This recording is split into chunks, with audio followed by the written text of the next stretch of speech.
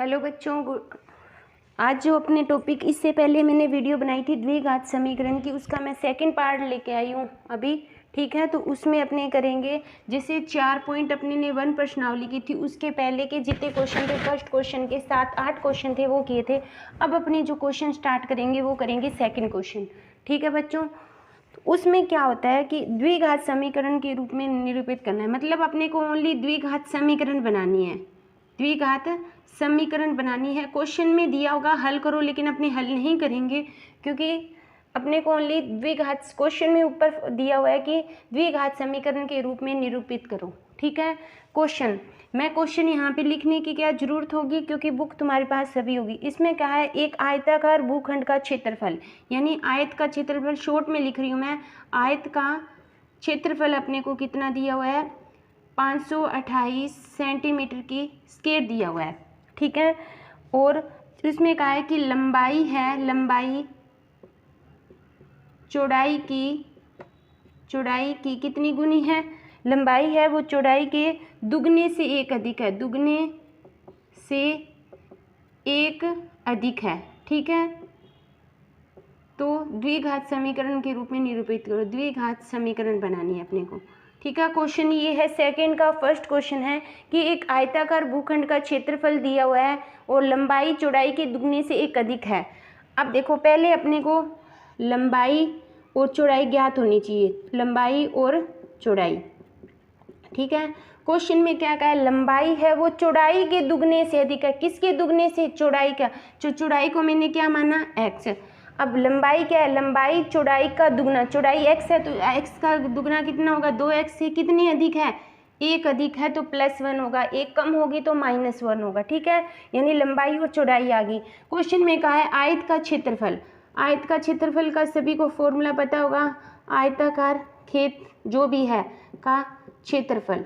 ठीक है, क्या होता है, लंबाई इंटू चौड़ाई। क्षेत्रफल अपने को 528 दिया हुआ है, लंबाई कितनी दी हुई है, 2x + 1, और चौड़ाई कितनी दी हुई है, x। गुना में है तो इन दोनों को अपने क्या करेंगे, मल्टीप्लाई करेंगे। तो x को पहले 2x से किया तो 2x की, x को पहले 2x से किया, फिर प्लस x को 1 से किया 1x, यहाँ पे कितना होगा 528। समीकरण सारी एक साइड में लिखेंगे, ये 2x है, प्लस 1 लगाने की जरूरत नहीं, x ये उधर जाएगा, किस में हो जाएगा, -28 0। तो ये अपनी क्या होगी, ये अपनी आ गई द्विघात समीकरण। अपने को ओनली द्विघात समीकरण के रूप में निरूपित करना है। ठीक है, ये था सेकंड का अपना फर्स्ट क्वेश्चन।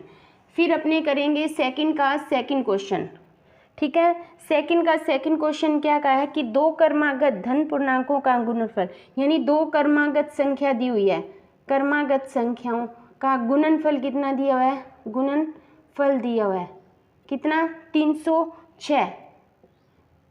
ठीक है, 306 है। ठीक है, और उसके बाद तो इसे द्विघात समीकरण बनानी है। इतना सा क्वेश्चन है, दो क्रमागत धनात्मक पूर्णांकों का गुणनफल 306। तो पहली संख्या अपने ने क्या मानी है, पहली संख्या x मानी, तो दूसरी कितनी होगी।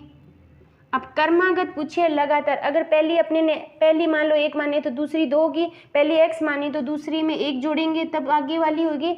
मान लो इसको 2 माना तो 2 में 1 जोड़ा तभी तो 3 आई ना, तो इसको x माना तो ये क्या हो जाएगी, x + 1 हो जाएगी।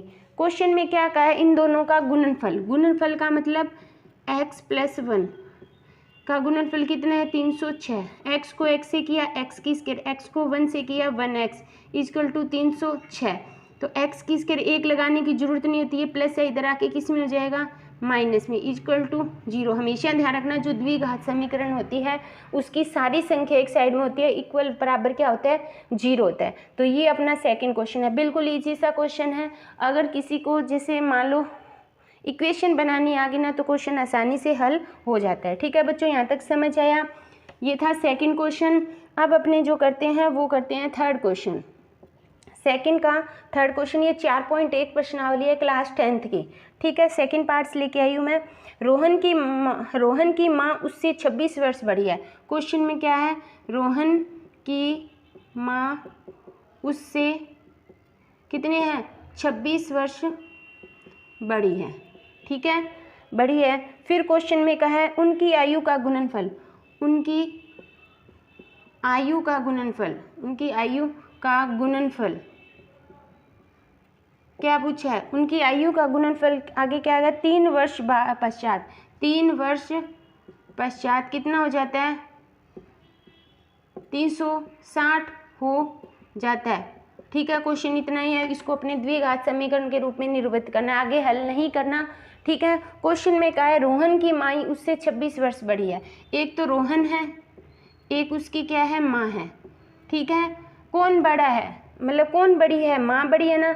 अगर रोहन की माँ उससे 26 बड़ी, अगर रोहन की आयु में x मानूँ तो माँ कितनी हो जाएगी 26 + x होगी, क्योंकि अगर रोहन x है तो माँ कितनी होगी 26 + x होगी, क्योंकि 26 वर्ष बड़ी है। अब क्वेश्चन का इन दोनों की आयु का गुणनफल 360 हो जाता है कब, ये जो अपने ने आयु मानी है ये वर्तमान आज की आयु मानी है, 3 वर्ष बाद उनकी आयु का गुणनफल 300। आज उसकी आयु x है तो 3 वर्ष बाद कितनी हो जाएगी x + 3, और इसकी भी 3 वर्ष बाद क्या होगी, तो इसका हो जाएगा x + 3 और इसका हो जाएगा x + 29। अब क्वेश्चन में कहा इन दोनों की आयु का 3 वर्ष बाद ये आयु ये है, ये तो आज की आयु है, 3 वर्ष बाद ये है, इन दोनों का गुणनफल 360 है, यानी x + 3 और x + 29 का गुणनफल कितना है 360 है। ठीक है बच्चों, यहाँ तक समझ आया सभी को, बिल्कुल ईजी है, कोई दिक्कत नहीं है। अब इन दोनों का पहले x को इससे गुना करते हैं x + 29, फिर +3 को गुना करते हैं x + 29 इक्वल टू कितना है 360 है।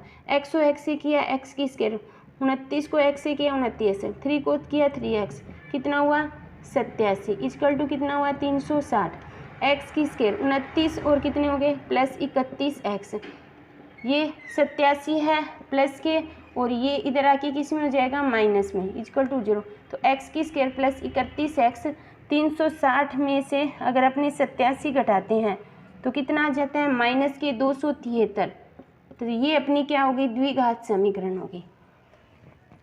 ठीक है, अगर क्वेश्चन में आयु पूछे कि रोहन की आयु ज्ञात करो और उसकी माँ की, फिर अपने इसको आगे गुणनखंड विधि से आगे हल करते हैं, जो अपने को ज्ञात करने की ज़रूरत नहीं पड़ती। ठीक है, ये तो हो गया 4th क्वेश्चन। अब अपने इसका लेके आते हैं 5th क्वेश्चन। ठीक है, सॉरी 4th क्वेश्चन था, इससे पहले 3rd क्वेश्चन था, ये 5th क्वेश्चन लेके आते हैं। क्वेश्चन में कहा है एक रेलगाड़ी इतने मीटर की दूरी चाल से चलती है, यानी एक रेलगाड़ी है ना उसकी अपने को दूरी दी हुई है, कितनी 480 किलोमीटर दूरी दी हुई है। ठीक है, यदि उसकी चाल 8 किलोमीटर कम हो जाती है, यानी चाल है वो 8 किलोमीटर प्रति घंटा कम हो जाती है, तो क्या ज्ञात करना है, कम होने के बाद जो दूरी को तय करने में कितने 3 घंटे समय कितना लगा है 3 घंटे अधिक लगे हैं। ठीक है, तो अपने को क्या ज्ञात करनी है, उसकी चाल ज्ञात करनी है। चाल को मैंने x माना, दूरी दी हुई है रेलगाड़ी की, तो पहले चाल बराबर क्या होता है दूरी बटे समय हो जाता है। ठीक है, तो चाल अपने को कितनी दी हुई है दूरी बटे चाल समय थे। अब देखो चाल अपने को x दी हुई, ये तो कम हो जाती है, इसके बाद की कंडीशन है, पहले अपने ने चाल x मानी है, चाल दूरी अपने को दी है, तो समय ज्ञात कर लो, समय इक्वल टू क्या हो जाएगा दूरी बटे चाल। ठीक है, दूरी कितनी है 480, चाल कितनी है 1, ये हो गया फर्स्ट इक्वेशन। सेकंड कंडीशन में समय ज्ञात करो, दूरी सेम ही रहेगी, चाल इसने कहा x थी लेकिन 8 कम होगी, तो 4 8 माइनस 2, ये होगी सेकंड समय। ठीक है, दोनों समय आ गया, पहले क्या थी समय बराबर दूरी बटे चाल।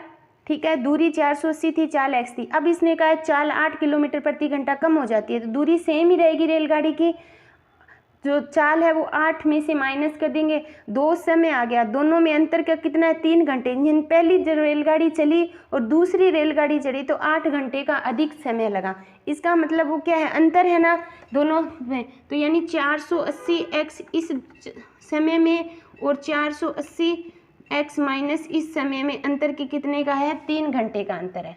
ठीक है, अब इसको मैं कहाँ पर यहाँ पे कर रही हूँ थोड़ा सा, इसका एलसीएम लेंगे क्या आएगा x माइनस का 8, x कैंसिल, तो 480x माइनस का 8, यहाँ पे कौन सा है माइनस का, इससे करेंगे इक्वल टू कितना आएगा 3, इसको किया 480x माइनस के 0 64 32 और 36 माइनस के 480x इक्वल टू ये जाएगा 3x और x माइनस का 8। ठीक है, ये कैंसिल हो गया, माइनस 3080, 3x की स्क्वायर माइनस के 24x, ये ऊपर जाएगा तो 3x की स्क्वायर माइनस के 24x प्लस के 3640। ये अपनी क्या बन गई, द्विघात समीकरण की। थोड़ा सा लेंथी क्वेश्चन है, अगर समझोगे तो ध्यान से समझ आ जाएगा। ठीक है, ये हो गया अपना 4.1 है, द्विघात समीकरण के रूप में निरूपित करना। 4.1 प्रश्नावली अपनी कंप्लीट होती है। ठीक है, उसके बाद जो वीडियो लेके आ रही हूँ मैं वो 4.2 लेके आऊँगी। ठीक है, कल वीडियो लेके आएंगे। थैंक यू बच्चों। वीडियो अगर अच्छी लगी तो इसको लाइक करना, शेयर करना और आगे से आगे सब्सक्राइब करना और आगे से आगे शेयर करना। थैंक यू बच्चों।